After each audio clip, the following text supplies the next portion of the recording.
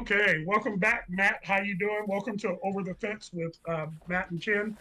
I'm I'm doing Ken. very well, You Ken. are. I am Matt. Thank you very much. How are you doing, man? I'm doing well. I'm doing quite well. Did a sleep study last night. Oh, So, how did that go? I don't know. They'll tell me in a couple weeks. But I, How did you sleep? How did you I, sleep? I only woke up one time to pee. But I think if I woke up, I remember waking up one time. But they got me hooked up. What was surprising to me was all the like. It made me look like a xenomorph. All the Oh, cables. oh, wow. But I slept in it Yeah, fine. It was good to go. yeah. Did you feel like you slept better or worse than you normally sleep? I felt like I slept like I normally sleep, which I guess they'll decide if that's bad or good. I'm really hoping I don't Okay. get a CPAP machine. I have no want for Oh, that. I'm telling you, don't. I'm telling you, don't do it. Good, I'm I'll already tell them. telling you because the thing is, when my aunt had to do a sleep study, and the guy who did her sleep study when it was over, he called her back in. He talked to her. No, her doctor said she would need a CPAP. When she went back, because they had her go back again for some reason, something messed up or whatever. The guy, she went back to the same guy, and the guy told her, he said there, saying the only thing with CPAP machines are once you start using it, you got to use it for the rest of your life. Oh So no! your body becomes dependent on it. No, thank you. Yeah, and I that's don't my want only to. thing I don't want to be dependent on anything. on any machine. Yeah, that's As I the hold up my only. weed pen. Yeah, yeah. Well, luckily we're in California, so it's legal. Yay! My dependencies are legal. Yeah, Oh, yeah, the I only love time it. it's legal. Anyway, we so anyway, because we have put our podcast on the on online Interwebs. on YouTube It's a and series stuff, of tubes. people have said, "Oh, you guys have great chemistry. We like what you're talking about." The only thing is, we don't. You guys kind of didn't explain why we're doing this. And the weird thing is, we really did. It was just that we have uploaded our podcasts out of sequence with each Out other. of sequence, and then some So of them were just audio, and like this yeah, is a fun project. You, the audience, are just lucky to be involved. yeah.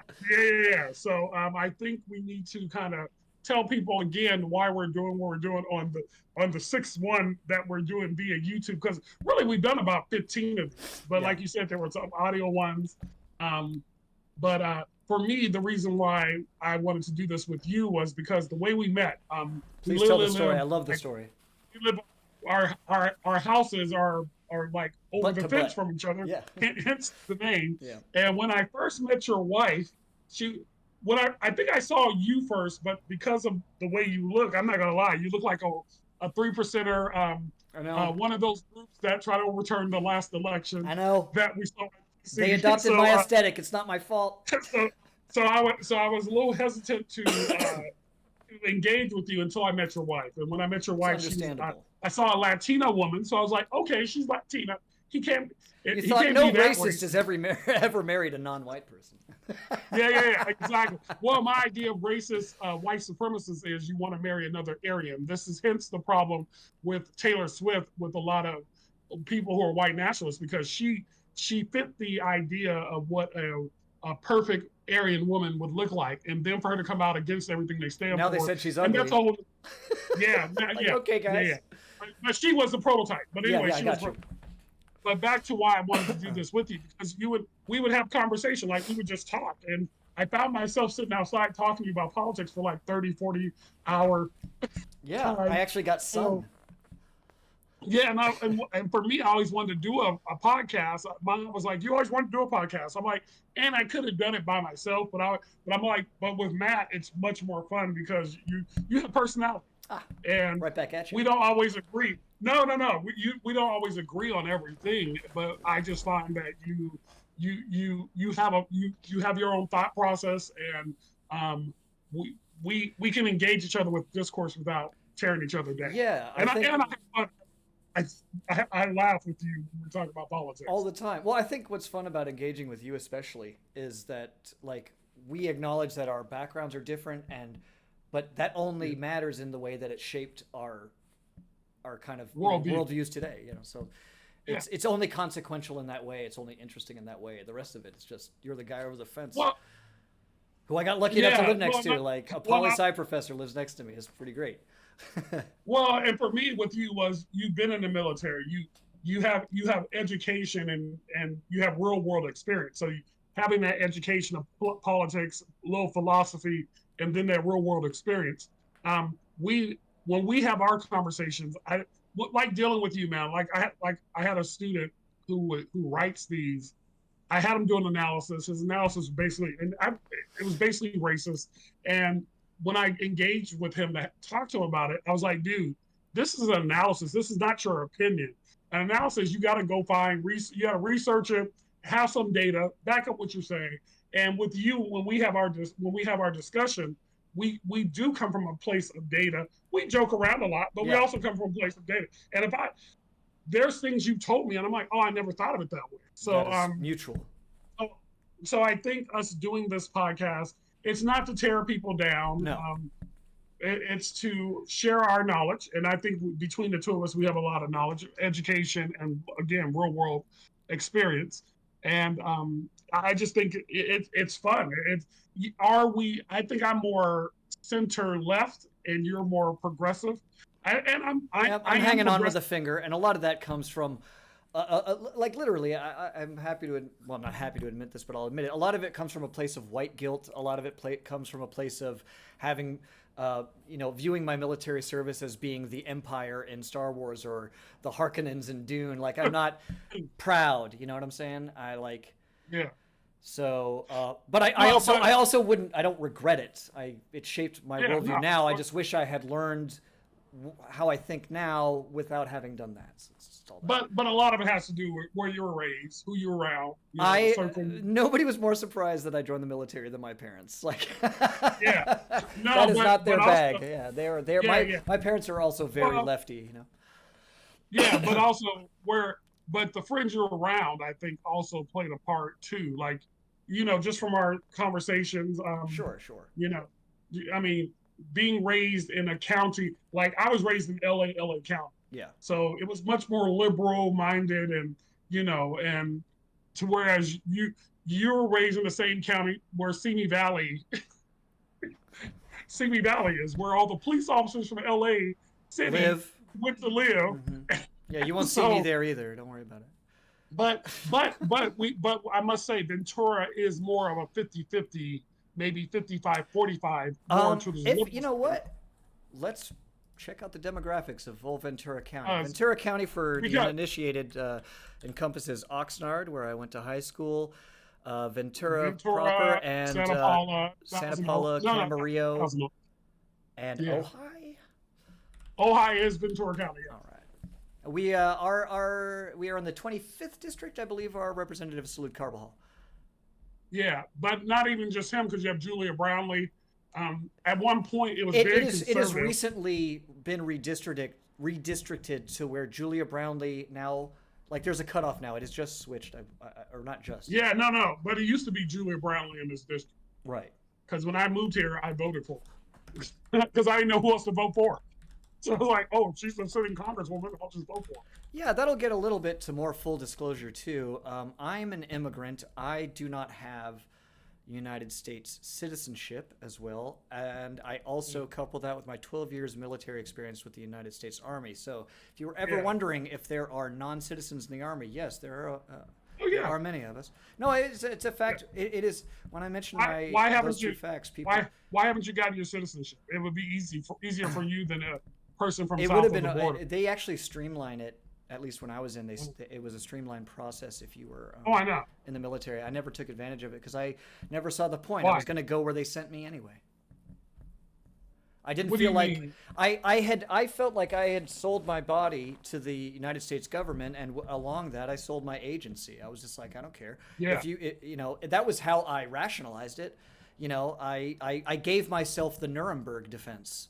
Like, Yeah. oh, if I'm sent to a wrong place to do wrong things, then it's not my fault. Somebody else sent me there. I kept myself out of the argument. It's cowardice at the end of the day. Oh, do you think that? I don't know. Sure, it's a I form just- of it. It's I- a form of it, certainly.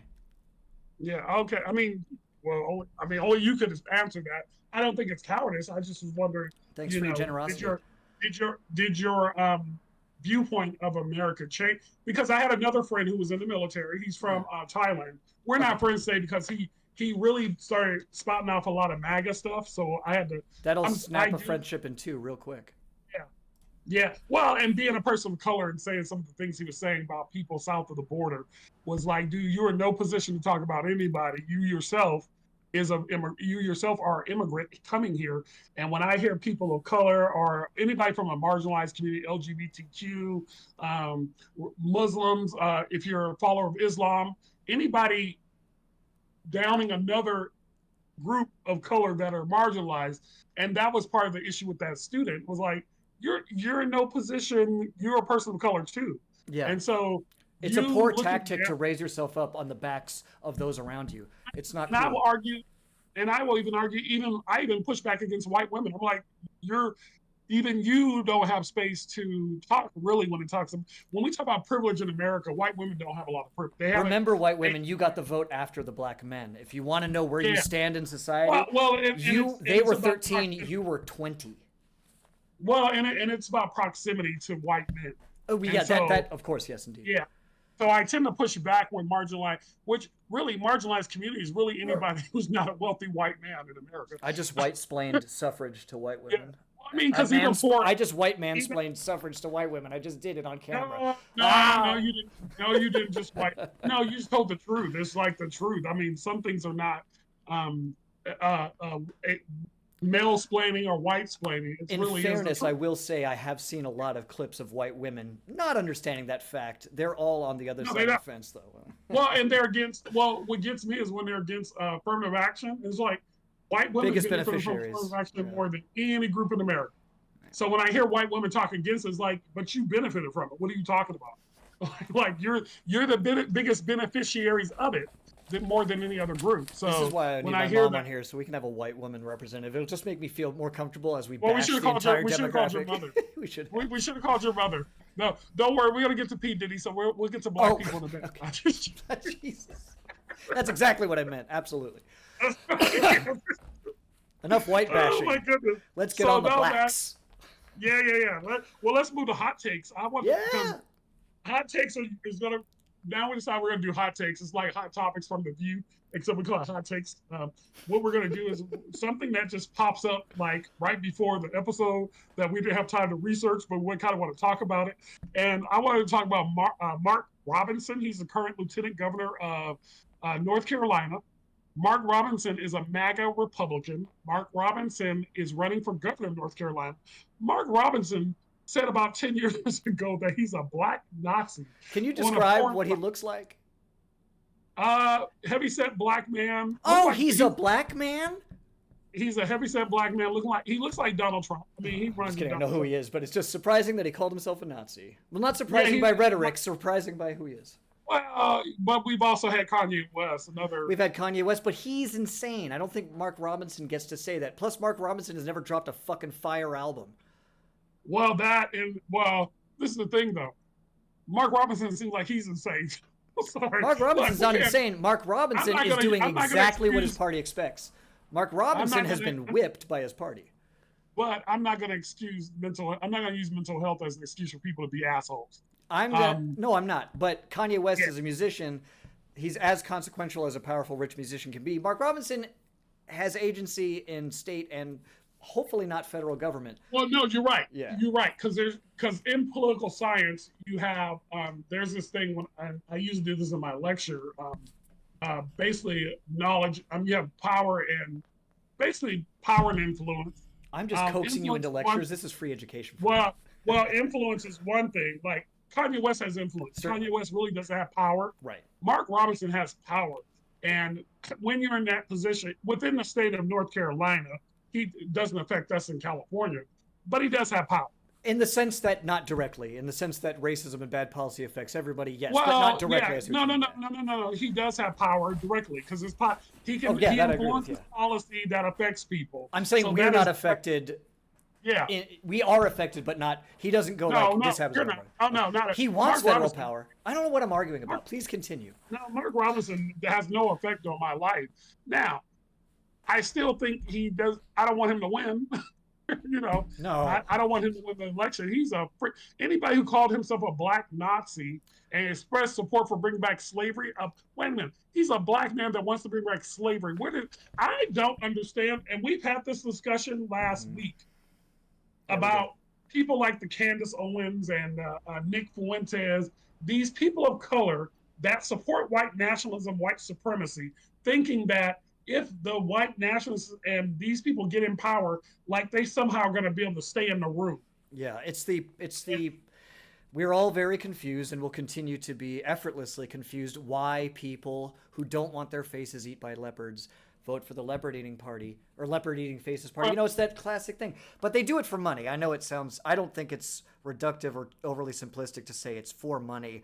And money as a way to get to power or money as a way to retain power. But we live in a capitalist society and you don't have to bash capitalism to know where its flaws lie. And it breeds Yeah. malefactors like this because if there's a way to make money, people will sell anything for money, even their self-respect, their communities. It's very clear. If you want to see how powerful the urge to sell out a community is, look no further than JD Vance. Oh, I know. He does it I'm professionally. I'm shocked. And we're going to talk about JD Vance. I think in a little JD Vance bit. is far more shocking than Mark Robinson. Not that it's crazy to hear a black man say he's a Nazi, but I think it is less. But you know, we saw Candace Owen already do it. But I think it's less crazy for me to see.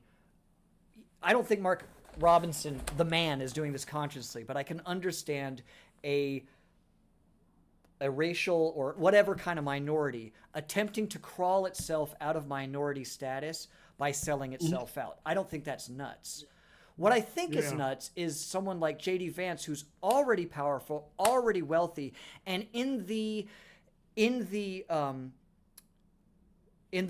seeking of more wealth and power is willing to sell out a community that he's already out of. It's just like, I don't understand, just to get, like, you beat this person to death, you're now beating the corpse. I understand you're getting money. I can't put my mind in the unabashed capitalist is confusing to me. Well, I understand it because I think a few episodes ago I mentioned Ben Carson, and he spoke on why he's gone further to the right, because he talked about being poor, Right. and how he never wants to be poor again. So he'll do anything in his power never to be poor again. No better example. And I was like, so you'll sell yourself out. Because poverty is terrifying. What gets me is Especially they do it under the guise of Jesus, Yeah. of a God, and and the life of Christ, and it's just, The racist wears many masks. It's all the things that Jesus wouldn't do if you read the book that they subscribe to believing in. So that's what it is. It has seemed to me that Christianity has very little to do with the Bible. Most Oh, religions well- have very little to do with their religious Oh no, texts. you're right. And let's be clear. Evangelical Christianity in America, you're right. That is And a that separate encompasses thing. a lot of that encompasses a lot of denominations. Baptists, Indeed. Southern Baptists are the ones that kept black people in chains. That's why I left the Baptist. The emphasis church. was on the Southern. Sorry to bash a whole region, but Yeah. that's what Well, no. You're not famous for your love of people. Well, for me, that's why I left the Baptist church. Did you? One day I was sitting in church, and he was talking about slavery, and he was talking about, well, it was the Baptist church that enslaved us, and we're in the Baptist church. And I'm thinking, so why am I here? Why are we even calling ourselves Baptist? So that's when I realized that's when I left, and never went back. I often wonder, why. You can't rob people of your faith, and and I wouldn't argue that you should, but I see people who were abused by the Catholic Church. I'm trying to do the YouTube words. I don't know, but people who were. I'm not minimizing what the Catholic Church is. I'm trying to make sure it's not bleeped. No, but it's not just Catholic Church. Yeah, but like specifically, like you see the documentaries. I'm not just going to bash. I come from a Catholic background. I'm an atheist. Mormonism. Did you come from a Catholic background? Yeah, like my family is Irish American. I went to Catholic schools. Okay. My dad likes to use the famous Chris Hitchens line about why did you send your. They asked Chris Hitchens, why did you send your kids to Catholic school? He's like, it's the best way to make an atheist. My dad likes to use that line. I like to hear that line said. Okay. And it bore out true. But yeah, I never got clear answers from the people that were offering them. It was, what about kangaroos, in fifth grade and shit like that. But Okay. Yeah, you um, had, and that's the thing. Well, so and that's the thing when it comes to religion. Like they will tell you to, it's okay to question, but a lot of times they don't want you to question. it's okay to ask questions about other religions. Um, Yeah. the Oh yeah. Yeah. But I brought it up because like you would hear these stories of priests doing terrible things to children, and then those children still being Catholic and very much and almost more deeper into the faith, and it's like that's not something I'm even interested in arguing with somebody about. You know, I this is interesting. I got um, I walked into some odd rooms because of my atheism, right?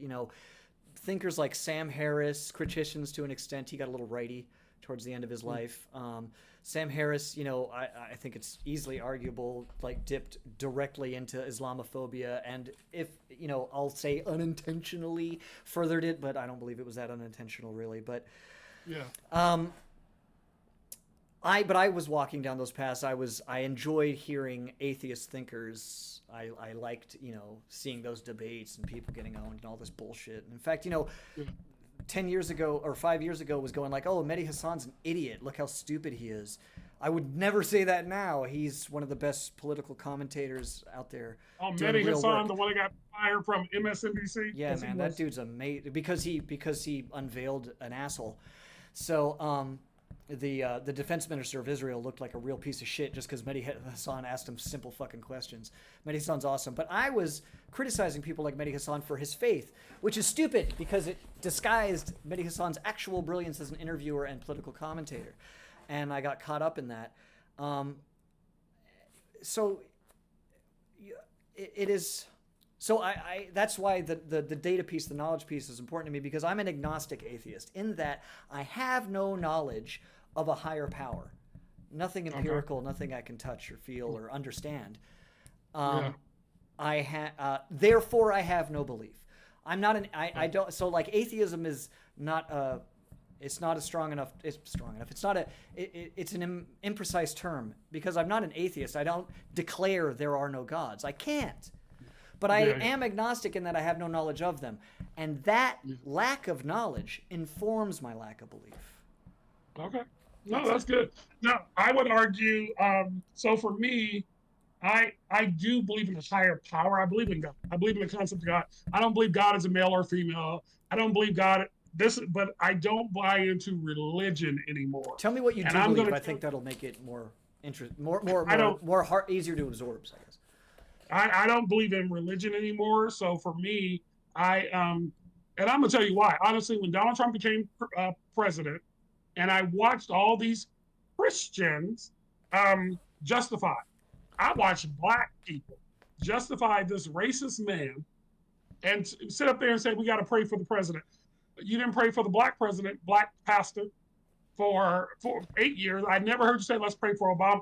And so for me, that's why I walked out.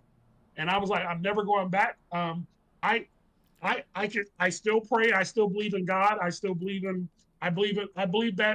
the concept of Jesus Christ. I just don't believe in religion. I don't buy into evangelicalism. I don't buy into Baptist, Methodist, the Church of England, the Catholic Church. How does your I faith don't buy inform into, your? buy into To what the Church of extent Jesus. Hold on. I does don't your buy faith into the inform? Church of Christ of Latter-day Saints. I don't buy into any of, and the Latter-day Saints is a religion built on, I mean, they straight up, that religion straight up is a racist religion. And they'll say, no, we're not racist today. Whatever, your leader, he's a prophet and God speaks to him. And so I think they were looking at their numbers, realizing it was getting smaller, it was decreasing. So then to keep it going, I got to sit there and say, now we'll accept black people. Yeah, but your leadership still doesn't, I don't see myself represented in the leadership up in Salt Lake City. And I also don't believe that Jesus was born in Europe and came to the America. So I don't buy into any of that. Seven-day Adventist, any of it. I just don't.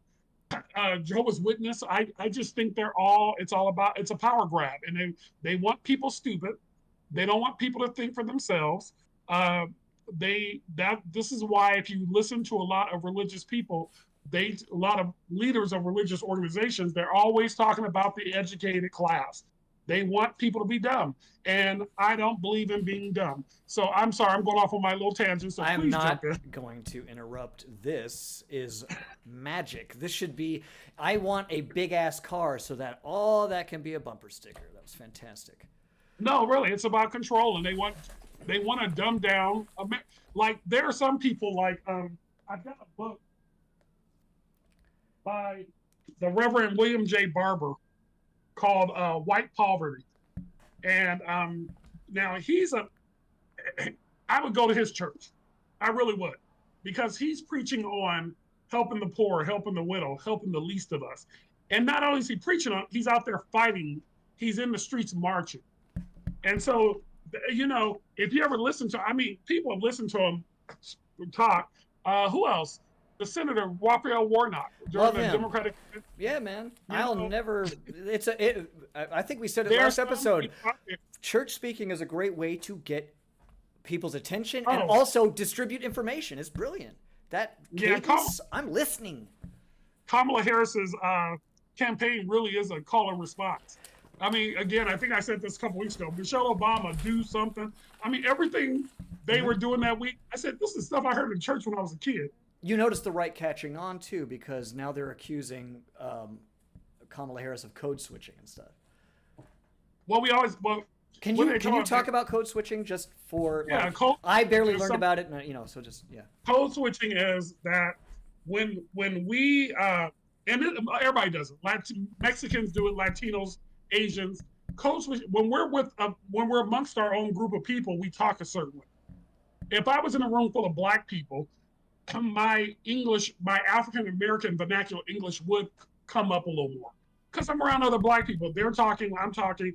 We tend to be more relaxed with each other, and we don't.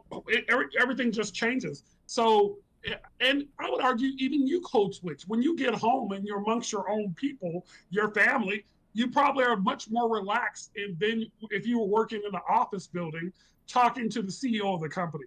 Black people, everybody code switches. Everybody code switches. But Kamala Harris might be in a black space talking with black. Now, she's a black woman, and I know that hurts conservatives. They like to say, oh, she just became black. Like, she woke up on Tuesday and said, When you're on this side of the fence, you're quite aware that Kamala Harris is and was black. Yeah, and we Not all know something we she's have black. to discuss over here. Yeah. So code switching is just something we do when we're amongst our own people, and a lot of times we code switch. And I argue that code switching is just more than just speaking. Even on my resume, my full name it's Kenyon. You can say Kenyon or Kenyon, but on my resume I put Ken Callahan. That's exactly what I put on, and I do that intentionally. I think that's a way of code switching. Because yeah. Go I was ahead. gonna say when my relatives visit from Ireland, you better believe my lilt catches up. You better believe it. And I never had one naturally. I had an accent, but from like 0 to 3, I was in England and I learned to speak there. So I had like an English accent for about a year until I was 4 or 5. So I never had an Irish accent. But you better believe when my Aunt Margaret's here, I get a little one. You know what I'm saying? If we do that, of so course. I'm not judging Of Kamala course. Harris any day of the week. If you go into the South, you do after a while you get a little bit of a twang. I mean, it just My sister's been living in Tennessee, born and raised California, born in New Mexico, but raised California girl, moved to Tennessee. She says y'all all the time because you do. You fit in. What the fuck? Yeah. So this whole idea of her code switching, I mean, that's why I think all their attacks on her are not landing. They're not because attacks. especially the black community, we're like, we all code switch. I mean, that's how we survive in white America. You're telling me the chief diplomat of the United States knows how to relate to everybody in her community differently? Wow. What a fucking bad character trait. A good example of code switching is when Barack Obama when he's meeting people and there's a line. When he walks up to the black people, he always do the black. Hug. He goes in he does a little dap, go in for the hug. When he gets to the white person, he just shakes it. That's code switching. Yes, and every That's white person, every white liberal, believes that they're the one that Obama would hug. That you would no, he would know. He would give me the dap. No. He would. So the funny thing is, Joe Biden did that. I saw Joe Biden do the black person hug. Do the black. If there's a white person who knows how to do it, we'll do it with them. It's not we're like, oh, you one of us? Come on in, come on. You're coming to the barbecue this weekend. You get the black card. Which black people don't have a black card that we use ourselves. We give the black card to the white people. Yeah, that do are you cool see with white us. people? I got him to admit it. There is a club, and you're not in it. Yeah, exactly. There's Like a that. secret handshake, dummies. Learn it. Invite you to the barbecue. I would invite you to the barbecue. There's some. I have a best friend who's white.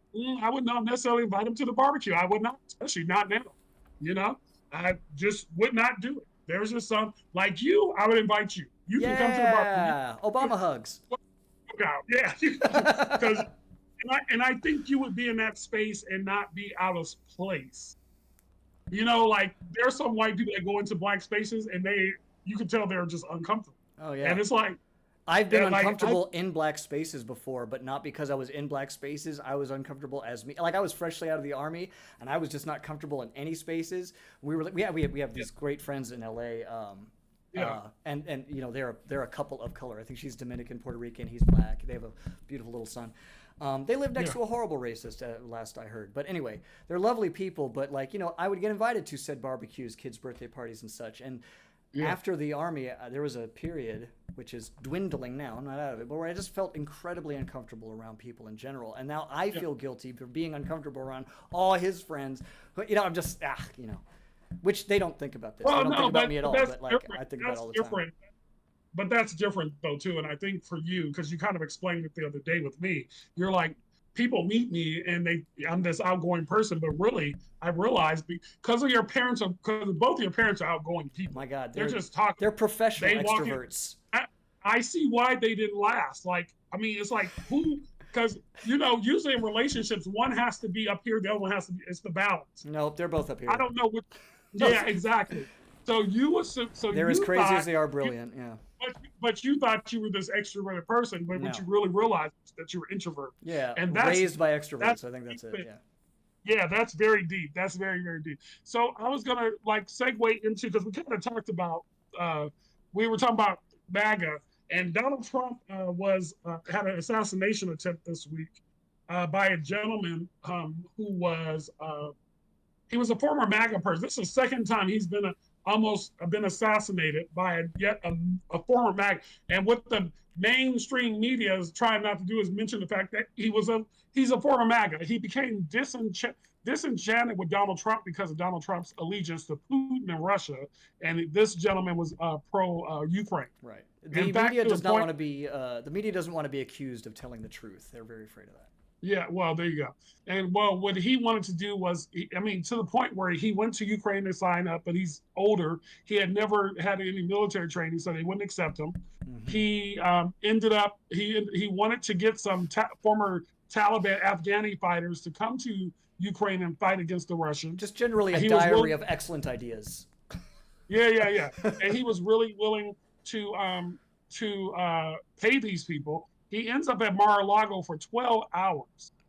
Nobody knew this man. So this is the question, and this is not the Secret Service's job. I'm sorry, they're not supposed to protect all of Mar-a-Lago. Donald Trump is just too damn cheap to afford security on his property. No. It's like, dude, don't it ain't so. But what got me with this assassination attempt was J.D. Vance and Republicans were saying, because Joe Biden and Kamala Harris calls Donald Trump a authoritarian, he wants to get rid of everybody's rights. Project 2025. They're causing this. He instigated. Yeah. What I love is people are saying, "Have you not been to a Donald Trump rally?"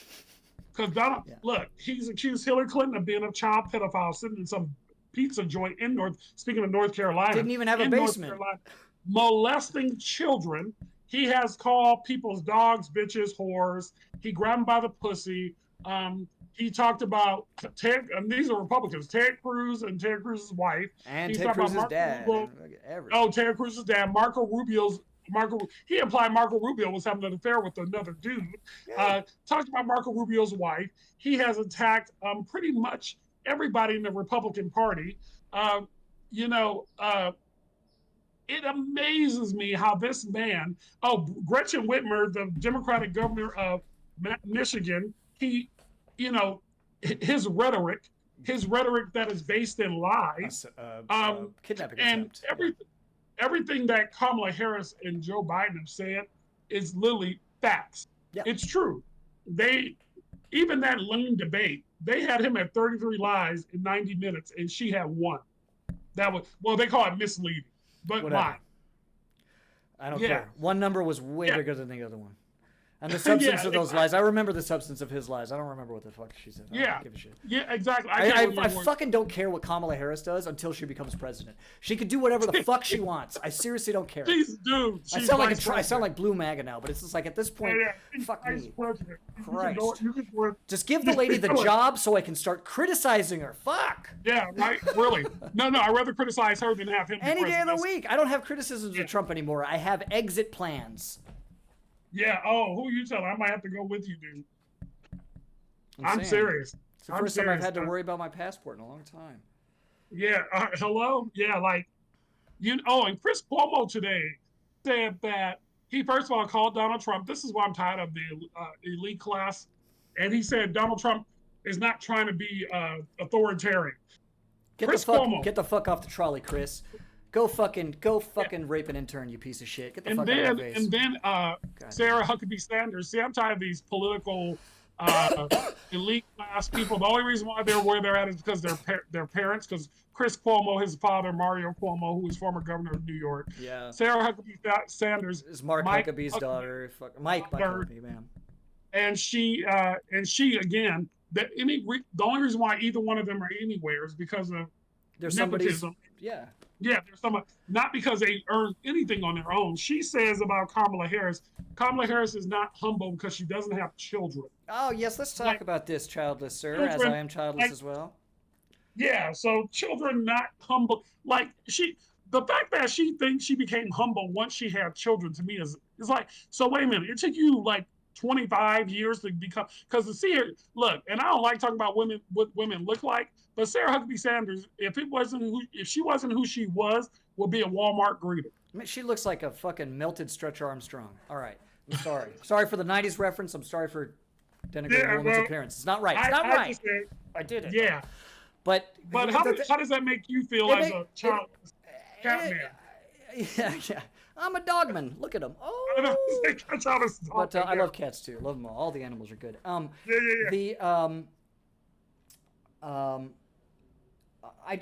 I don't think that it speaks of great humility. And I don't mean to denigrate all parents, but I don't think it speaks of great humility to make another you and name it, especially if your kid's a junior. Oh, Yeah. I don't want to hear about a motherfucking humility at all. Men, as fathers who balk at the idea of a child getting the mother's name, I want to talk about you too. You're not humble. The fuck out of my face with this. Look, you know what? In general, most religions, specifically the sons of Abraham, have no business talking about humility unless they're talking about what they lack. Because you're not humble if you think you're the center of the universe. You're not humble if you think the creator of the universe is interested in what the fuck you're doing at any given time. You're not humble if you think going, I hope this doesn't happen, makes that thing doesn't happen.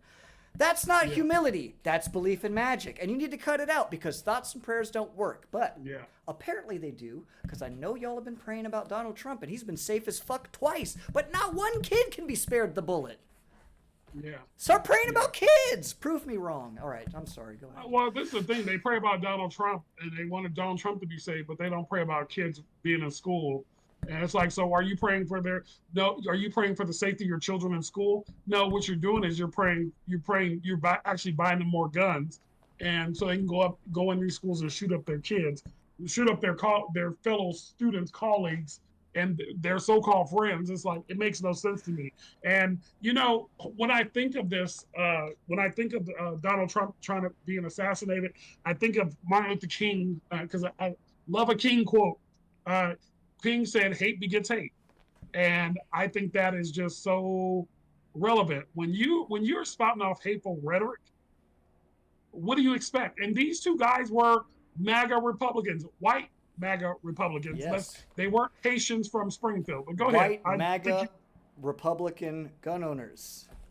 Yeah. A demographic one they weren't should look at. Not fear, yeah. but understand. If we do want to discuss where the violence comes from, let's really discuss where the violence comes from. And I will do. You know what? Everybody kept saying after the 9/11 attacks and after this and that attack and after whatever. Anytime there's an attack done by anything that's not a white person, it's always that group, that race, that religion has to apologize or Yeah. denounce that attack. So white people have never had to do it, so I'll do it. I'm sorry. I'll be honest with you. Anytime something that happens, Yeah. I'm not gonna lie. I'll be like, Lord, don't let it be a black I person. say that every time. I say, let it be a white guy. We can handle it. We can handle it. Let it be a white guy. I don't want to. Please don't have just a plain old vanilla fuck. Because when it's a white guy, and let's keep it real. When it's a white guy, he's not representing the entire white race. He's just a guy with a Nobody mental health is. Nobody is. No murderer is representing a race. No, that's not true. In America, Well, Hitler they're was. a representation of their whole entire group. That's why I always say, please don't let it be a black person, because I don't want to hear this. Oh, I see what you're saying. I see. They are they are poster childed. I'm saying nobody should. I see. Yeah. You're saying they Yeah, are. no, I'm when saying it's they a white shouldn't. guy, You're when it's a speaking white guy, reality it's a there. mental health issue. He's Yeah. mentally unstable. He's crazy. I mean, the example they used in Ohio, JD Vance used in Ohio about the black lady killing the cat, Yeah. was a I've black watched that. lady who had mental health, and she wasn't just trying to kill a cat. She was just trying to kill animals. She wasn't even from Springfield. She was from some other part, and she was having a mental health break. Like, She was an American woman of color in a mental health crisis. She was not Haitian. Yeah. She was not an immigrant. None of her demographics matter, actually. yeah. Well, but it does, because Well, I mean, if you're going to weaponize them, it does, yeah. yeah, exactly. So it definitely does, because he did it. That's what And I meant. so- I meant it shouldn't matter to the. I speak from the reasonable mind, and I've just got to stop doing that. Yeah, We're talking about but racists here. They're psychotic. Yeah. I tend to push back because I'm all like, yeah, I hear what you're saying. Yeah, but yeah, I want yeah. you in the real world. This Right, is right, really right. what's happening. And the woman that started this was on Facebook. Her name is Erica Lee. She's a white woman. Yeah. And she said her daughter's friend, or next door, the daughter's friend, it just got so convoluted. And she started it. She came out and said she made a mistake. She was sorry. I get tired of the white woman tear thing. You start this mess. You had no proof, Erica Lee, and I say her name because we know name her. her. I'm sorry. You said the thing. Yeah, and now a whole community in a city. The reason why they even went there, they actually saved the economy in the city. Usually, when immigrants, if they undocumented or not, crime is low in their communities. They come here to work. That's what they came to do. Yeah. They saved the city of Springfield because nobody was moving to Springfield. In fact, the population of Ohio has been going down for the last 30 years because steel mills, what they used to depend on, have all been outsourced to China because it's cheaper to have Chinese kids do it than to do it here in America. Yeah. So this woman started this whole thing. It gets out of control. She ends up, she did apologize. When JD Vance is confronted on CNN, he sits up there, his quote, I'm not quoting exactly, but he told Dana Bash on CNN, well, you know what, Dana, if I have to lie, and this was that he did. I believe it was the story we created. And then she said, what? He said, the story we created. And she said, I'm sorry, did you just say you created the story? And he was like, and he said, if I have to lie. Yeah, right. Because the American people, wait a minute, the American people want you to lie, JD. This is why nobody likes you. This is why people equate you to a couch now. Whenever they think JD Vance, they think of a couch. And don't sit on none of his in his house. So that's what people are thinking of. So it's like, I mean, he literally lied, and he admitted to lying. Of course, when you're in MAGA, you can backtrack on the lie and pretend like you never said it, like there's no actual proof of him saying this, and then he doesn't apologize. No. Why that? I wouldn't. I wouldn't expect that in a million years. I don't think that'll ever happen. Unless he could make money off of it. If he could make money off that apology or get like some kind of power raise up, he would do it. Yeah, That's his only motivations is power and cash, and it's when it's that simple. You see why everything they do is so simple. It's not creative. Yeah. He just said, "Who's got the most money?" Peter Thiel was like, "I'll sign a check if you say stupid shit." He's like, "I'll say all the stupid shit ever, bro. Don't even worry." I mean, that's it. It's as simple as that. A guy has money who wants stupid shit said, and there's a fucking guy who's willing to say that shit. But for him to say it, there has to be a group of people willing to listen to that bull. Yeah. I mean, because the apparatus is such that now that kind of simple garbage will fly.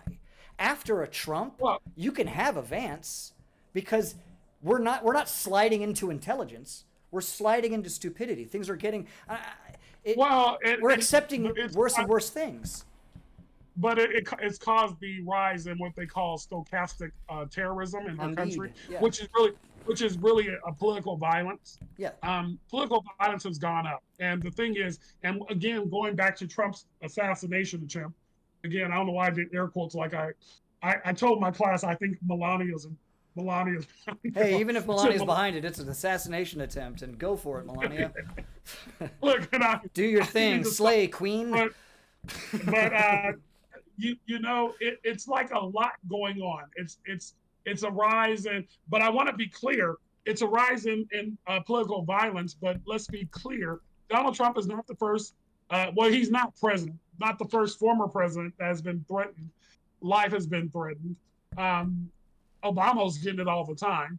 Bill Clinton, when he was in the White House, they said somebody did 29 rounds into the White House. Like, you got to be pretty bold to shoot into the White House 29 times. Mm-hmm. So, I mean, and then if you go back to a actual sitting president who Reagan. was Gerald Ford. So wasn't it Reagan got shot in the armpit, right? Yeah, but I'm talking about 2 times. You know, it was both. You know, Ronald Reagan was shot. Yeah. You know, there was an assassination by a person who was what's her name? He was shot. Ronald Reagan was shot by Jodie Foster. That's what I read in the. By a Jodie Foster fan. I skimmed the cliff notes. I was like, wow, that's crazy. Why'd they give her the? She just won an Emmy. What a rise from grace. Oh, that was a good show. I will give her that. Season 1 through 3 was fantastic. Okay. We're going to talk about the Emmys yet. We're going to get to the Emmys. I kind of still want to stick on this stochastic I don't ever want to say anything bad about Jodie Foster either. But there's 2 things going on. There's a rise in political violence, which is stochastic terrorism, which I believe Donald Trump has fomented. It's all because of him. I have followers. I tell my followers to fear something. My followers attack that thing I told them to fear. Oh, of course, yeah, exactly. And then there's this thing called, and I know I'm using 2, there's a political science terms. It's called dead catting. I don't know this one. Ooh. Where dead catting is, what Donald Trump and JD Vance does very well. They'll talk about something like their campaign is crap. Their campaign is total crap. But so the media won't focus on their campaign being crap. They'll talk about patience, eating cat. Okay. They'll talk about other things to distract. Kamala Harris. Red herrings, if you will. Yeah, exactly. Okay. And these are political terms. So what they do is do things to distract. Yeah. And so if we're distracted by all this other stuff, we don't focus on Donald Trump's bad debate performance last week. And he had the nerve to say, and they're questioning his mental state right now. The audience, apparently there was an audience in the room with him and Kamala Harris who were debating, which there was no audience, but apparently there was. He said the audience they were on his side. They were quite happy with his performance. Yeah. Again, why are we not talking about the mental health of Donald Trump? Because his supporters don't care. There's just... I don't care because there were liberals who do not care about... Oh, sorry, yeah. I mean, we should always list the man's crimes. I totally get that. I don't... Media is not worried media as a corporate organization, as a money making entity in this country. Yeah. I'm talking about American media more specifically. I don't think is really worried about a Donald Trump presidency. They will survive the same way the stock market thrived during COVID. Yeah. You know, it's not like I'm not. This is not like having an opinion on Don Lemon or Anderson Cooper. I mean, American media as an entity doesn't really give a fuck about the American people. I don't say that casually. I mean, it's not designed to. It is designed, as all things in this paradigm are, to sell a product.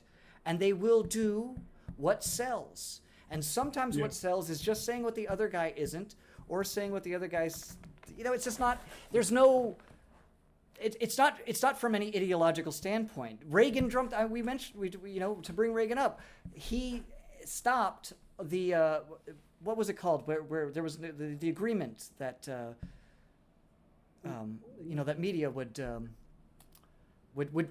operate under the auspices of truth, like, what was it called? There was some, anyway, he rescinded that and said, you don't have to do that.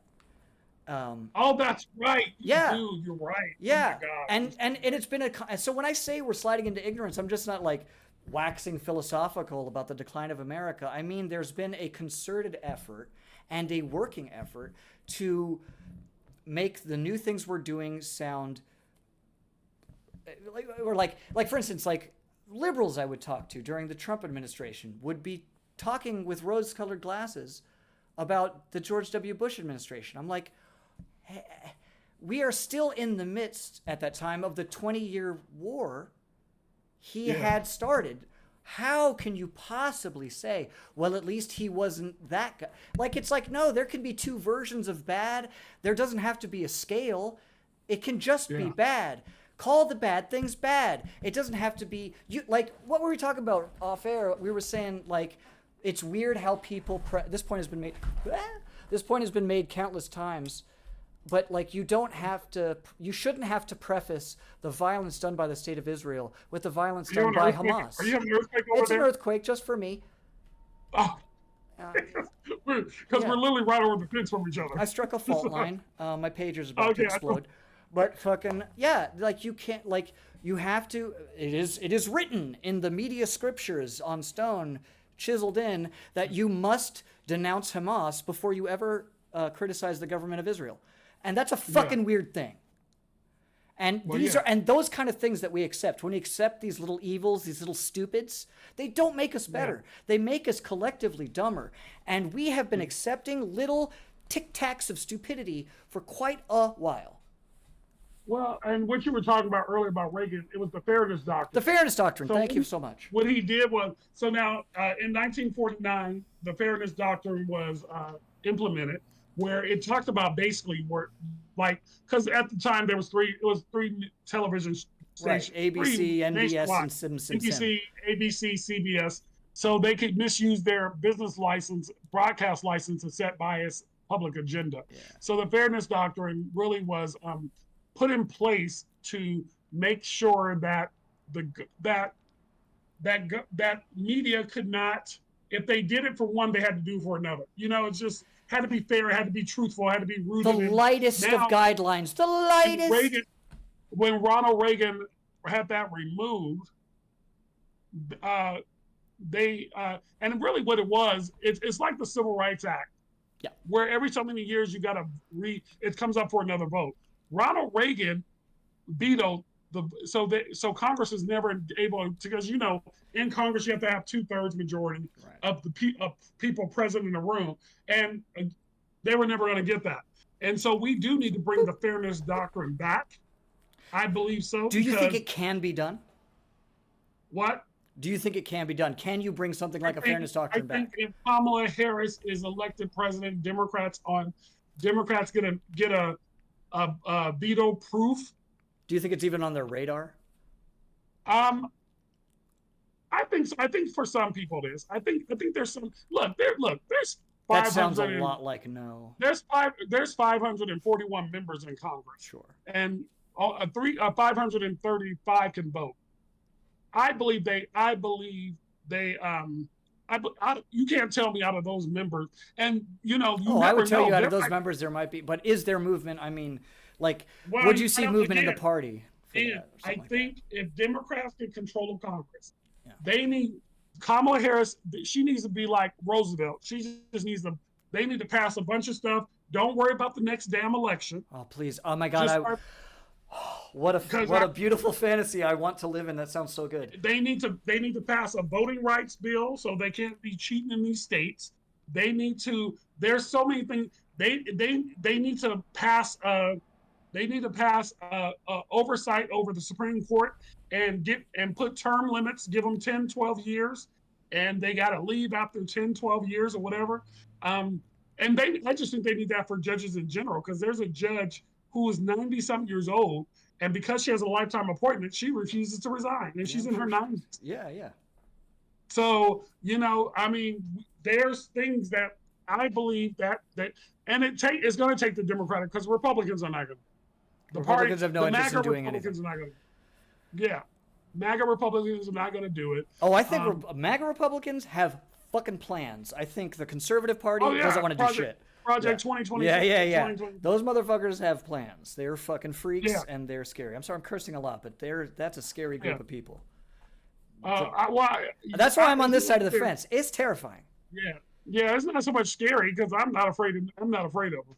But because like I always tell people, like I tell my liberal white friends, when they try to drag black people into voting people they like Bernie Sanders, I would tell them, I'm like, you think this is the worst we've had it? This is not the worst black people have had it in America. You like your little jabs. You like your little jabs. Me into voting for Bernie Sanders is not gonna He work knows. Look, he knows that dog right there. on me. Bernie, look at Bernie. Look. Well, okay, he's not paying attention because he's been insulted because his namesake was besmirched. Ken takes every opportunity. Every opportunity.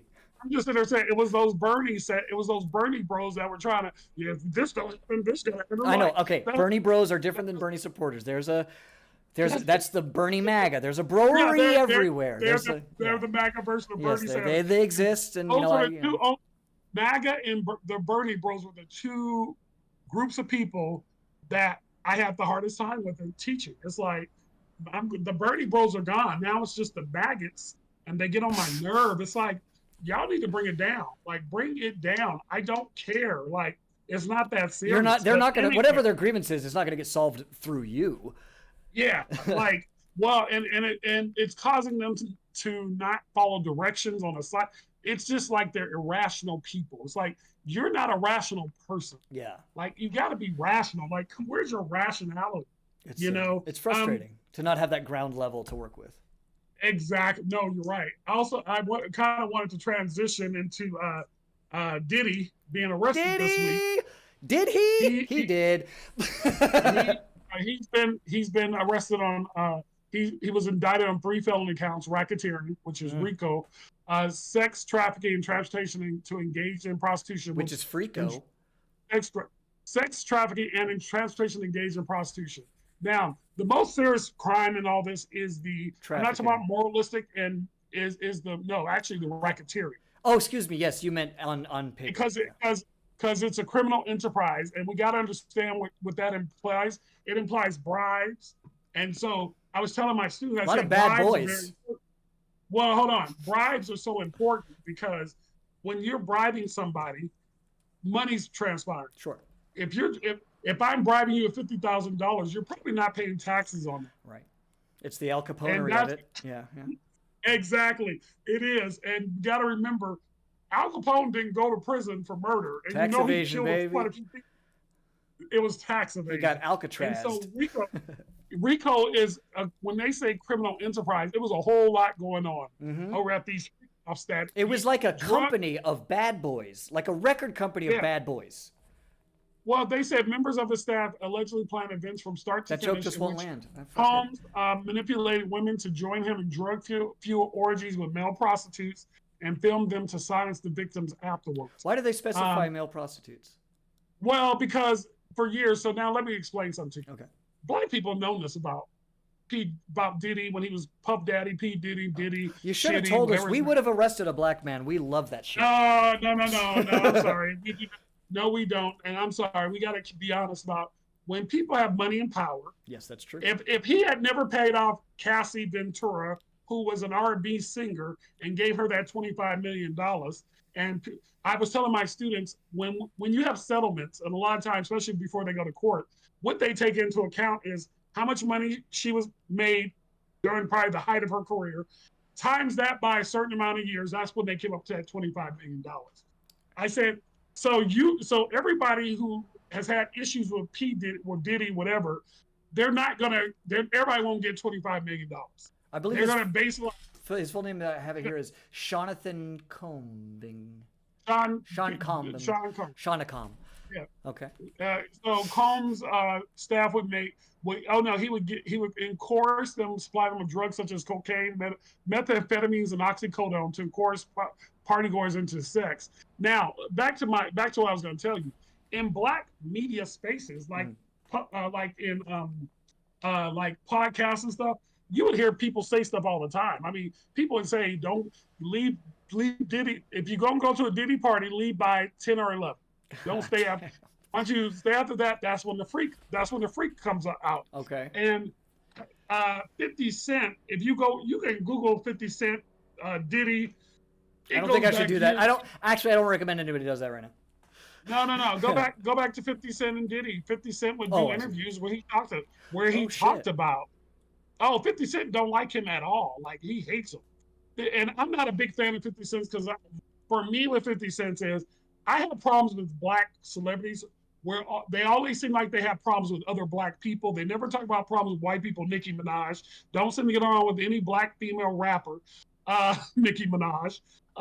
That's why I'm more Cardi B, because Cardi B does engage with other female black rappers. And I like how I've seen Cardi B on like what can be called activism from her, and I'm like, right on, that's cool. Yeah. So I'm a big Cardi B fan for that reason. I have issues with black people using public spaces to tear down other black people. Now, that's a fine thing to have a problem with. I have a problem with that too. Yeah, it's like all I ever hear out of your mouth is you bad-mouthing black people. I never hear you talk about anybody else, but are you only engaging with other black people? And then why are you using public space to tear down other black people? I just have a problem with that. And I feel like it plays into the idea, the stereotype of black people can never get along and tearing each other down. I didn't even know that was a stereotype. That's a new one to me. It is a stereotype. Thank you. Yeah. I'll put that in my drawer.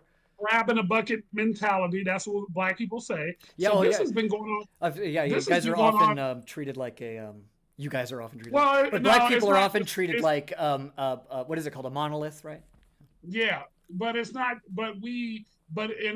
It's not even so much. It's how we treat each other. Okay. And I just have a problem. And it's just like, and if he felt that way, any issue you have with Mr. Combs Sean or Puffy P. Diddy Combs. Yeah. The issue is if you knew anything, you should have probably went to the law enforcement a lot sooner because people were being abused. Again, I'm not. Did they go to law enforcement and were they ignored? I'm not justifying. Look, I'm not going to justify Bill Cosby. I'm not going to justify. I'm not going to justify any other animal monster. No, I'm trying to remember who he is right now because they did a bunch of Jeffrey Epstein. No, I'm talking about black ones. Okay. The one where they were doing I got to get his name because they were doing a bunch of documentaries on him and Step in the Name of Love singer. What is his name? Step in the Name of Love stuff. In the name R. Kelly. Oh my God! I'm not going to justify R. You just Kelly. embarrassed the entire trivia portion of my head. Is just done now. Yeah, I'm not justifying any of them. God, I love his records. Okay. Yeah, no, I was never a fan because I knew about the Leah thing going back. See, I didn't know. Yeah, you guys didn't know, but I'm just because we have our own. And that's I should have read like the source. Yeah, I would have fucking known. Yeah, no, we have our own spaces that we go into. Like Black Planet back in the day, we had our own spaces that we would have these discussions. I love how you say No, I don't. So, and my only issue with law enforcement, it took them a year but they used the singer Cassie. They used her claims against him. Okay. But I'm arguing, and I'm only saying that only reason why I used it because there was a Cassidy. video of him beating her in the hotel I saw hallway. that. That was horrific. But I believe they knew this way before. I I believe really that too. do. I think a lot of Yeah. I think a lot of And I'm rich not and gonna- powerful people get a lot of away with a lot of shit. Yeah, Yeah. even black ones. And I'm sorry, and I know people have a hard time hearing that. I think money does make a lot of things go away Oh fuck for yeah. a lot of people. Oh fuck yeah. Yeah. I mean, Now, I don't think anybody doesn't Do know I that. think? Hold on. I want to get this out. Okay, Do I yeah. think the justice system does work against black people? Oh, it really does. But I believe if you have money to make things just disappear, Yeah.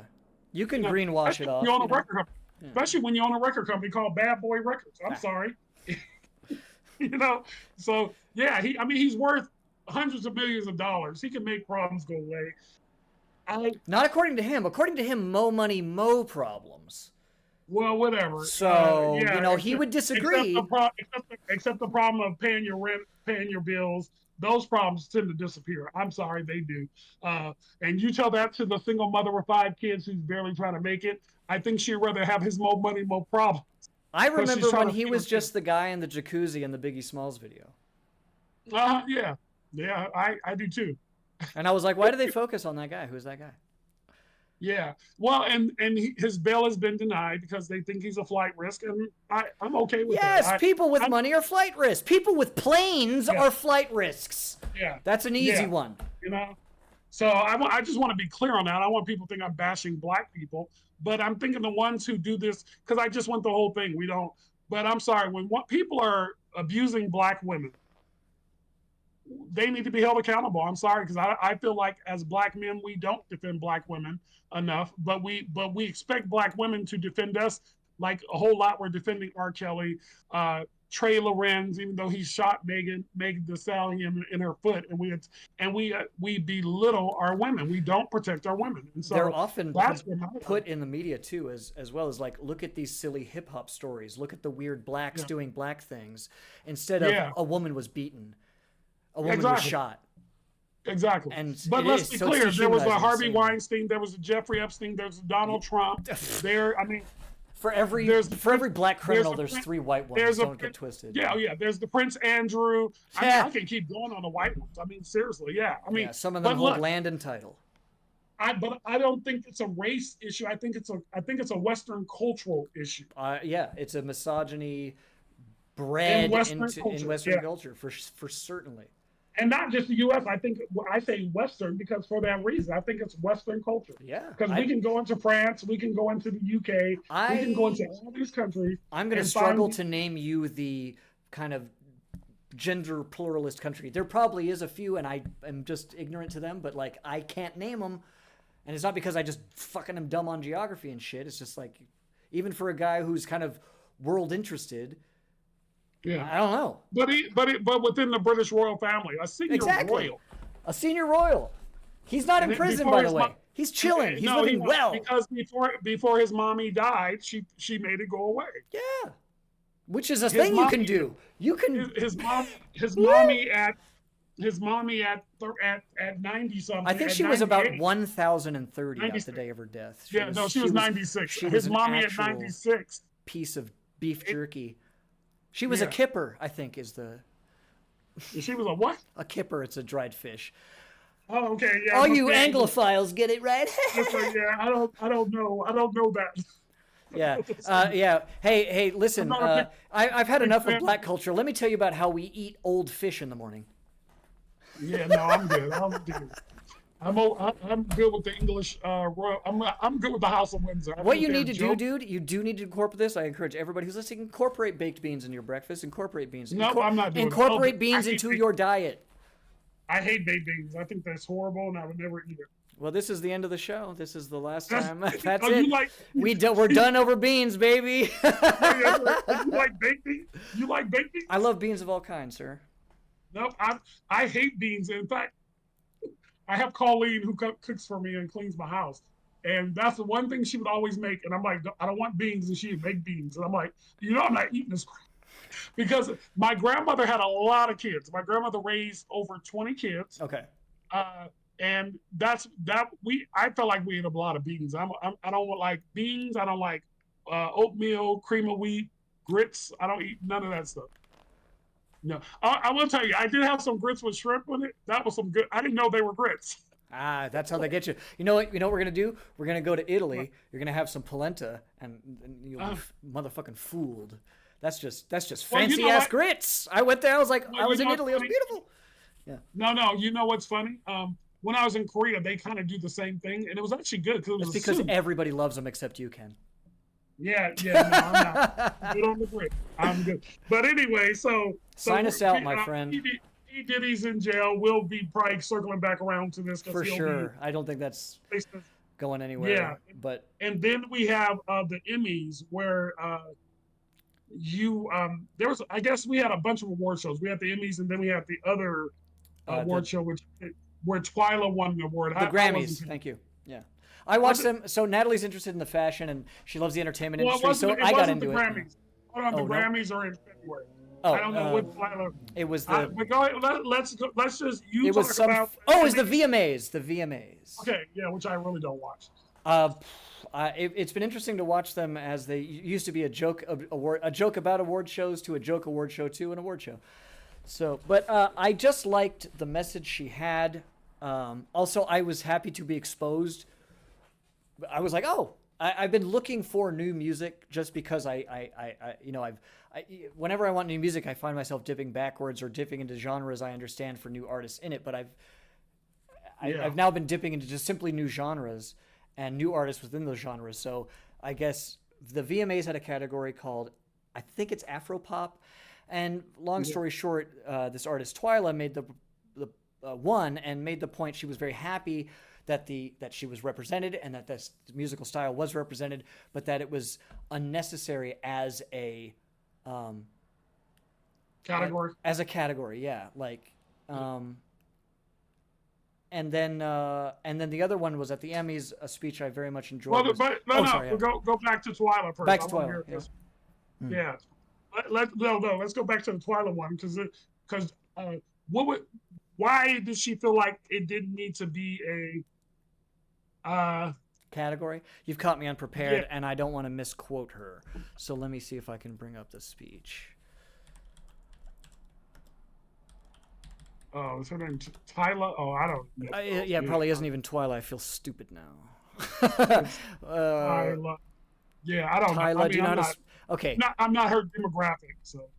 Well, yeah, I guess me neither. But that's the question: is what's a demographic? I think we lose feed when I look for stuff. Well, let's be real. Donald Trump is not Taylor Swift demographic, so him writing on Twitter or X, I hate Taylor Swift. I don't think Taylor Swift is going to lose any sleep.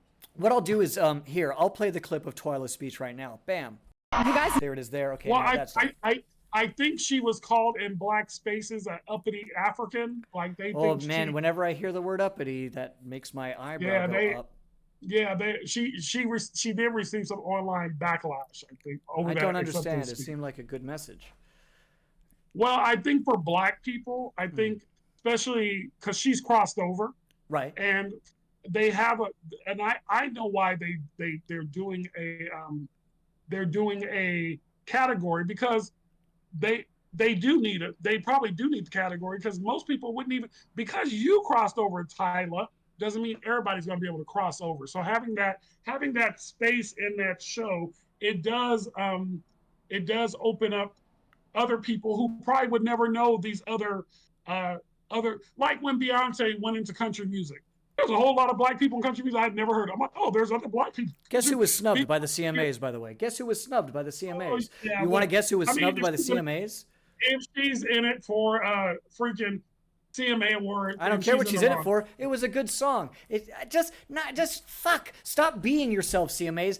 Do what every other award show does and do a fucking ceremonial nomination to keep yourself out of trouble. Yeah. But you're so racist, you can't even keep yourself out of hot water, can you? You're so fucking stupid. Yeah, I mean, it was an objectively good I song. personally- Jesus Christ. I My neck personally veins don't out. care.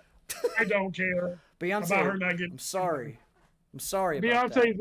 Beyonce is the most decorated person in Grammy, which is the Oscars of Grammy of music. Yeah, I want her to have more decoration. She's incredible. ever. I just don't care. It's like she's. I mean, other than It Taylor Swift, speaks to if other this than is the state Taylor, of American culture. It's the state of American uh, culture. other than Taylor Swift, Beyonce is the most influential singer entertainer out there. Hmm. So I'm not feeling sorry for her about no damn CMA. It's I not just about don't. feeling I think, sorry. What I mean is and, just like I'm a member of the Beehive. I love the Beehive. I love it. I'm one of them. I'm like, hey, goals, but it's a freaking CMA award. however, see. your pushback, I don't agree with your Beyonce thing. You're completely wrong. But your pushback on, and we'll leave it at that, but your pushback on the Twyla thing, that makes sense. And that's very interesting. That's an interesting. Yeah, and also, again, well, this is she's me young, forgetting and the I speech, don't him think not seeing it. You watch it and say we're both wrong. It'll be better. No, I think she's young, and Mhm. so young people, kind of like the student the other day who did the assignment, and the assignment was really racist. And when I met with him, he was like, "Well, there's no such thing," and he's a person of color too. I'm not going to say which ethnicity he belongs to It doesn't or really group or matter at race. the end of the day. Does not. But when he said there isn't, I'm like, but that's not what the data bears out. Yeah. And I had to explain, it doesn't matter what your feelings are. I don't give a damn about your feelings. Your feelings are your feelings. What does the data say? Because you're here to do research and learn. That's how you learn through research. And you made a valid point when we were talking off the podcast Yeah. about, you should really do the research first and then formulate an opinion based off of the scientific Not data. the other way Not around. Yeah, not what you learned from your dad and because I've had a couple of them say in my class, my friends, your friends you're like probably the most educated person in your friend group. I'm not gonna listen. I don't listen to you. I'm not gonna listen to your friend. And I'm not being a educated elitist. I'm just saying, like, I'm not listening to a 19-year-old tell me What and life's has about. not Yeah. done the research. And I'm working on my dissertation. I'm doing research all the time. Yeah. Look, I had some of these same held beliefs until I did Certainly. the research. Right. Right. Yes, exactly. And That's once where I the did, growth comes from. The yeah, once I did the growth comes research, from the knowledge you gain, and that's why it yeah, is important how you gain the knowledge. That's why your point is so well yeah, taken. and I had Because to change the way I thought, yeah, and it, that's why I even argue if I say I'm even center left. I think I am moving more towards. I used to be very conservative on a lot of things, except mhm, for social justice issues. right. But I used to believe the same thing. But once I got out of that religious bubble that I had put myself in, Hmm. and honestly, I'm gonna keep it real too. I've had a lot of my white friends because apparently I didn't realize I had so many. Most of my friends were white. I didn't Okay. realize that most of my friend group was white until they started doing racist stuff. They would say racist things, justify why Michael Brown was murdered. Well, only if he hadn't done this thing, he wouldn't be dead. Whatever. I wait. Was Michael Brown the one in the car? Not. He's not the one selling loose cigarettes. Yes, that's Michael Brown. Like Michael Brown was the loose cigarettes one because I remember I can Yeah. still remember myself doing it, defending the cop that killed the unarmed black man in the car. I'll never not hear myself Yeah. saying those Well, things, and there it is. It's just there. It yeah. exists in my personal history, and it just doesn't go away. I did that. No, and you're right. And you're Yeah. right. So I lost really, like, they were like a brother and sister. I lost them. I mean, my best friend of 37 years. I don't think we're not friends, but the issue, and I'm gonna just say this. The Go on, go on. issue was he was telling. I felt like he was lying because with me, he was saying, um, "I'm not supporting MAGA." Even my dad, who's conservative, not supporting MAGA. But with another friend, he was telling a different story. I'm thinking about supporting Donald Trump. Nah, bitch, we ain't doing that. I'm sorry. If you support Donald Trump, you're supporting the racist. And I had a white There's lady no way online around tell it. me, hold on. I had a Sorry. white lady online say this because I got to get this out. I had a white lady online say, we can have differences of opinion. She was a MAGA. And I said, no, we can't. You're trying to erase me and my people from history books.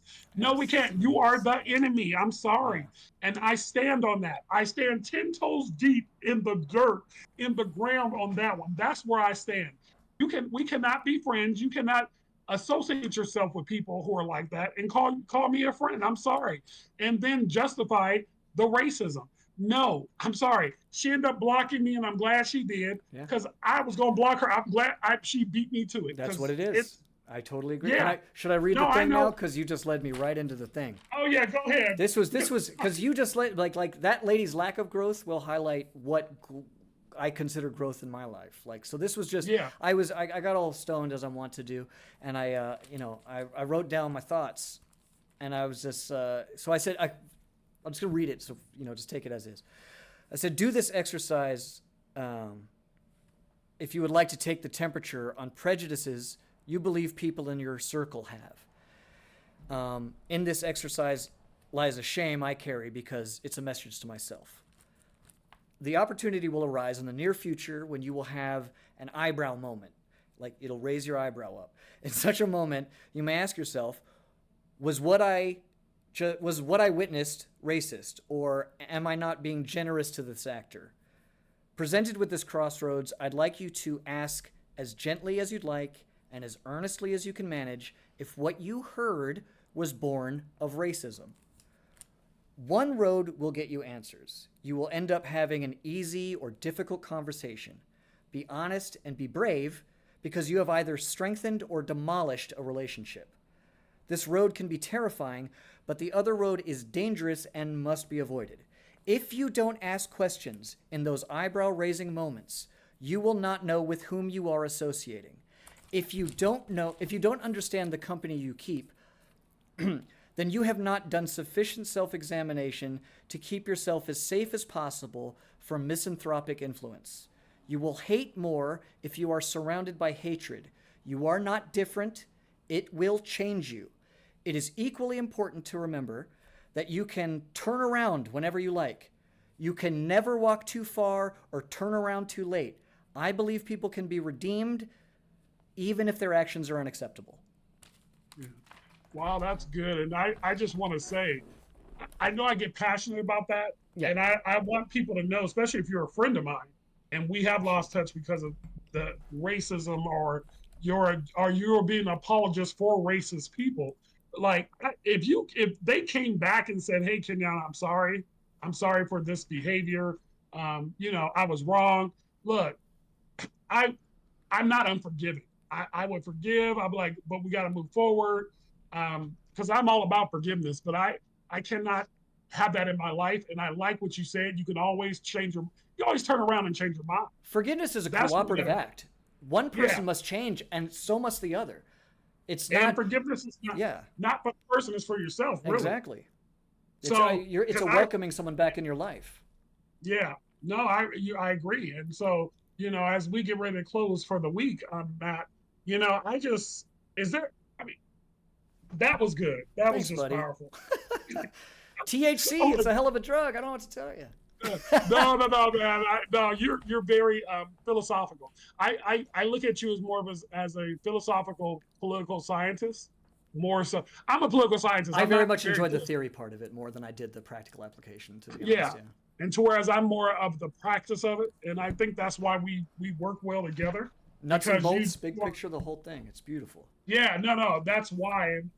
And like I said, we don't always agree on everything, No, but I will often defer. You are like on the scholastic escalator, like you're on quite a few floors up. So like it's like I just understand that.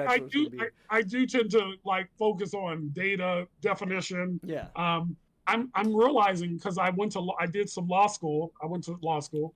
Didn't do anything with it, so I have learned. I didn't even go to law school. I realized one thing in law school you learn is really to be an active listener. Yeah. And I'm realizing I'm actively, because I'm doing more research, my active listening skills have become much more active. Like I'm much more aware of what people like. I'm listening to ands and ors when people are talking. Right. If you say and blah blah blah and blah blah blah, or you say blah blah blah or, I'm listening to that. To that.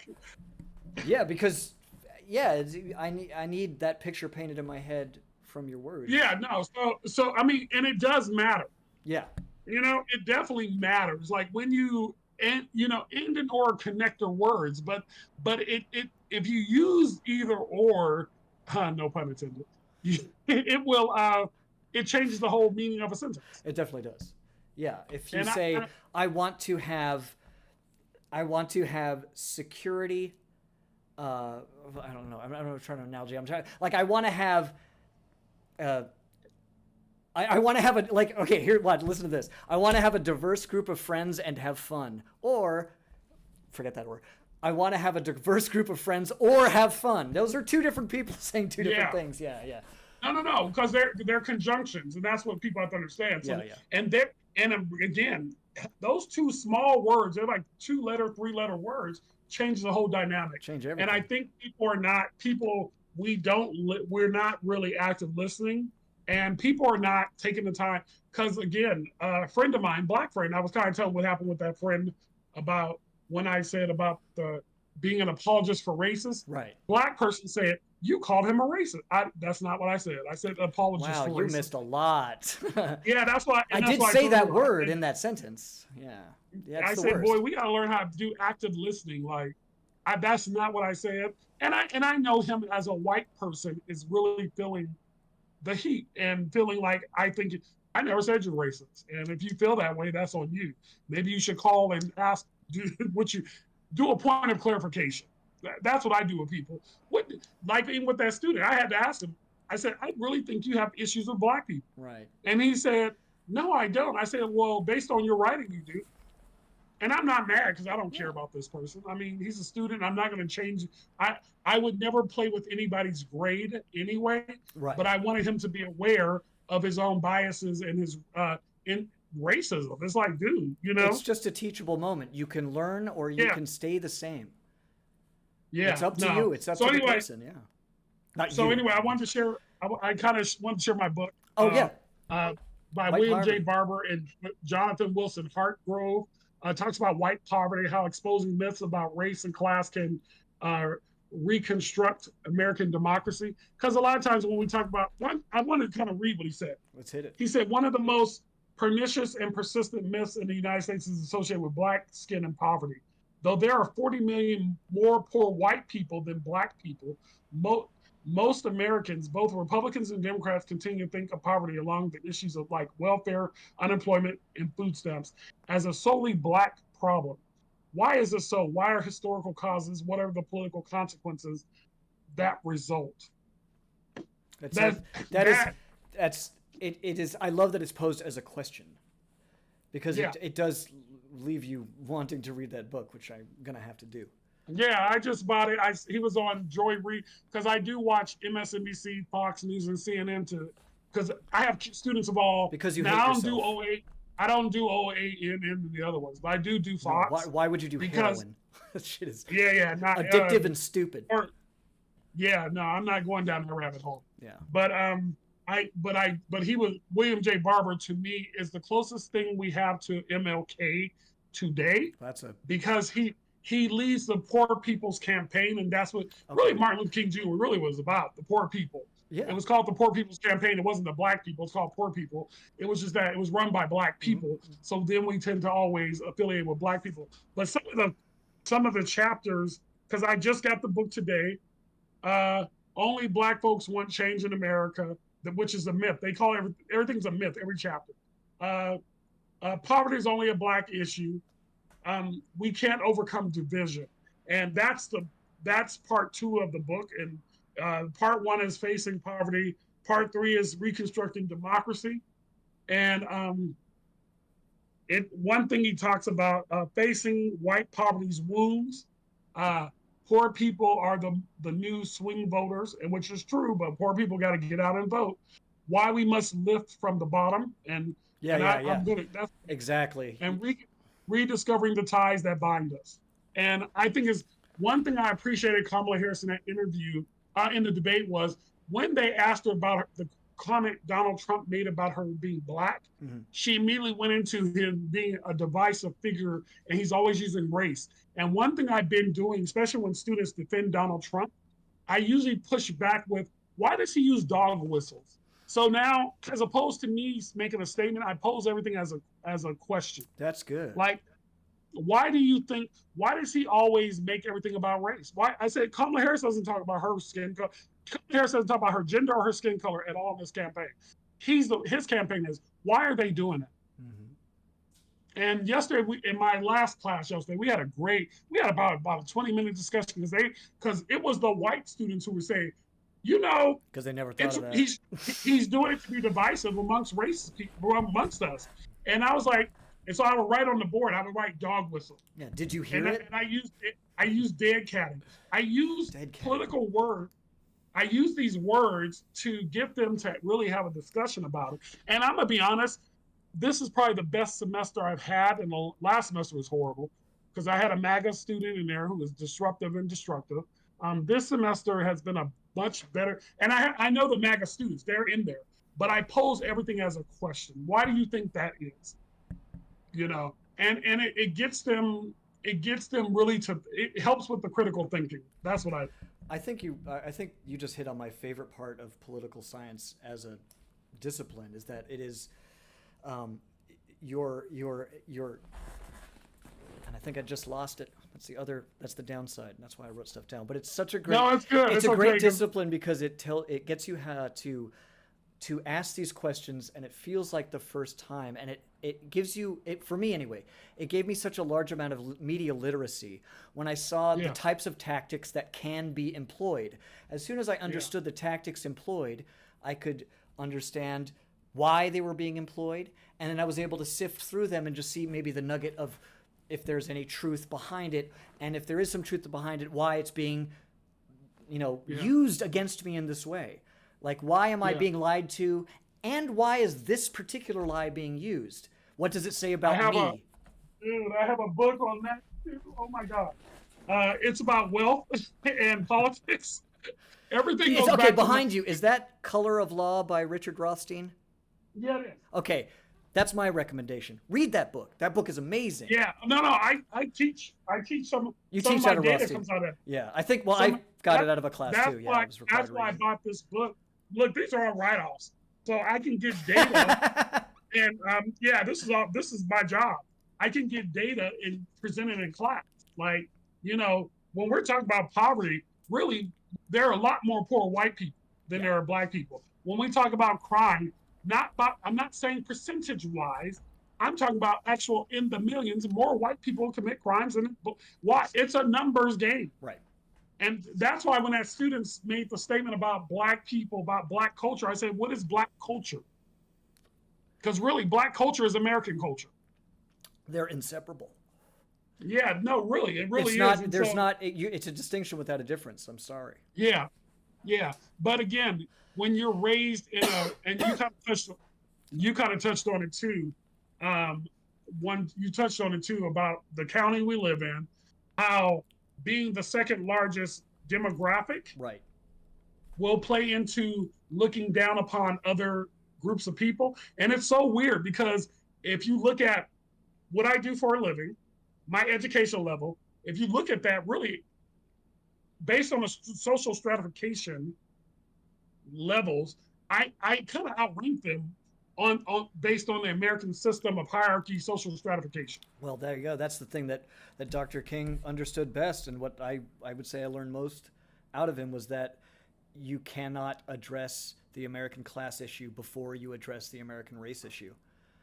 Yeah, I think he was no, trying. you're right. Because you fit into those strata, but when the state sees you, they see a black man before they see a professor. They see a black man before they see a citizen. Yeah. No, and I'm gonna tell you, yeah, that's their initial. Yeah. When I get pulled over by police, I don't know what it is in their system, but and because I do work for the government, Right. so something in there must tell them I work for the government because they'll walk up and say, "What do you do?" And I'm like, "What do you mean?" They'll say, "What do you do?" You're some. I'm like, "Oh, I'm a college professor," and that usually flips everything when I deal with people. Now they're Police seeing you through that lens. Hopefully, hopefully. with not. Let me say that again. Yeah. With men, Yeah. it's Okay. a gender issue. Certainly. Because what we do for a living matters to men. Women don't care. Women's value are in things like their children or like things like family and life and what they're. I don't know that. I don't know that. That seems too general to me. I don't know that to for be a men, fact. for men is what we do for a living. I will agree that as a man, I've noticed that men value their jobs. Yeah, I think it's an Yeah, American. Oh, people woman treat me to get different along. once they find out what I do. For I'm like, sure. oh, I'm in education. What do you do? I'm a college professor. Oh, you're a college professor. Oh, you Like, see the surprise? yeah. It's Why are like, you yeah, when you see- surprised? Oh, I Yeah, thought yeah, drug yeah. dealer. Sorry. Yeah. Is that why you got nice things? Because it's the Yeah. drugs. Oh my God. I thought it was It's because, it's the marijuana. It's the Mary Jane and the marijuana I sell you. I thought you were part of the replacement brigade. Yeah, that's where Mac. That's where Mac gets his stuff from, over the fence. Exactly. Anyway, man, Sponsored this has content. been a great week. I think Great we're in stuff. about hour and 45 minutes We of are our way show over. today. I would, as we wrap up, I want to just end with. I think I'm gonna stick with the Barbara Walters because I used to love me some 2020 with Barbara Walters and Hugh Downs when she would say, "We're in touch, so you be in touch, and we'll see you next week." I love that. That's that's gonna be my outro. We're in touch, so you'll be in touch. Or or take off your shoes and go stand in some grass. Touch grass. Exactly. Have a great week. You too, Anyway, Ken. man, thank you. Take care, and we'll talk soon. Take care. Bye bye.